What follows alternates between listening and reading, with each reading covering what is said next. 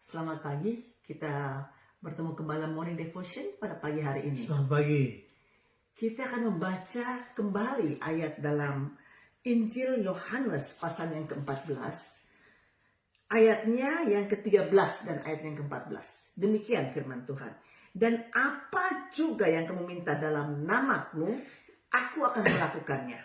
Supaya Bapa dipermuliakan di dalam anak. Jika kamu meminta sesuatu kepadaku dalam namaku, aku akan melakukannya. Saudara, di sini Yesus mengatakan kalau kita minta sesuatu di dalam namanya, Dia akan melakukan.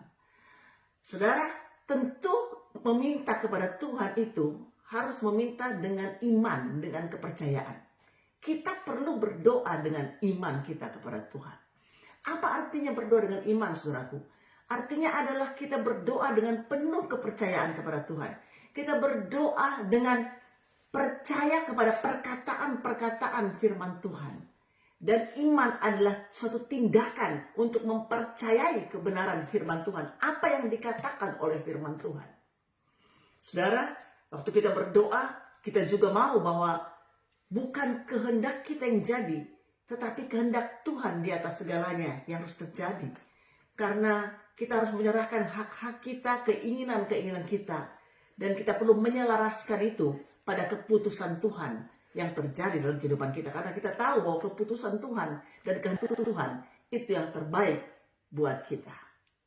Kita juga mengerti selain kita harus meminta atau berdoa dengan iman. Dalam ayat ini juga dikatakan kepada kita harus meminta di dalam namanya.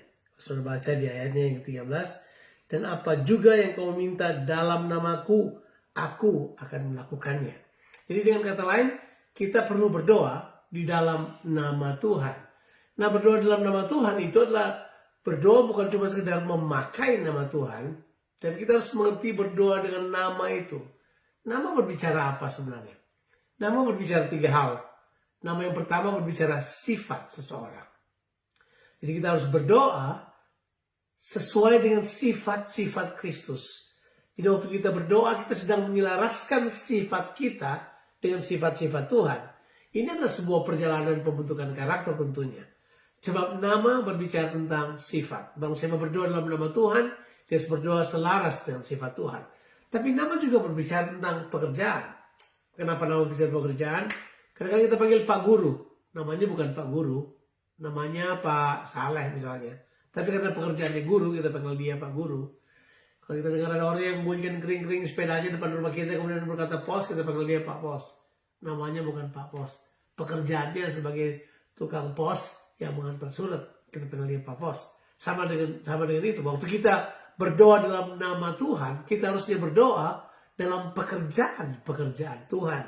Jadi kita perlu sekali berdoa dalam nama Tuhan, adalah berdoa dengan sesuai dengan pekerjaan Tuhan. Yang ketiga adalah nama berbicara tanggung jawab. Di mana tanggung jawab itu gini, bahwa waktu Tuhan berkata kita berdoa dalam namanya, Tuhan bertanggung jawab karena dia berkata doalah sesuai dengan namaku. Jadi nama Tuhan jadi tanggung jawab Tuhan untuk menjawabnya. Kita mengerti misalnya saya menikah dengan istri saya berubah namanya, dia bukan Marlina Takesalu lagi, dia menjadi Marlina Patiasina.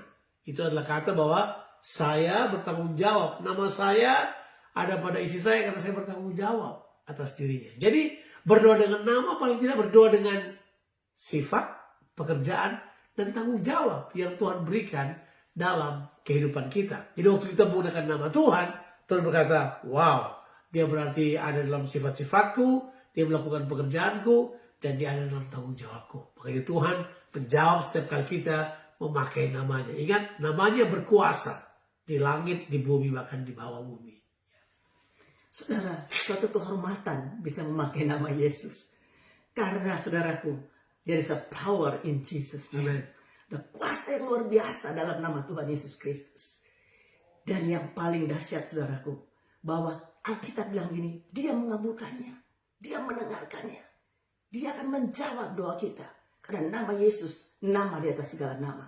Nama Yesus, nama yang berkuasa. Nama Yesus adalah nama yang penuh dengan jaminan, saudaraku. Dan nama Yesus adalah nama yang kalau dia janji, dia akan mendapatinya di dalam kehidupan kita.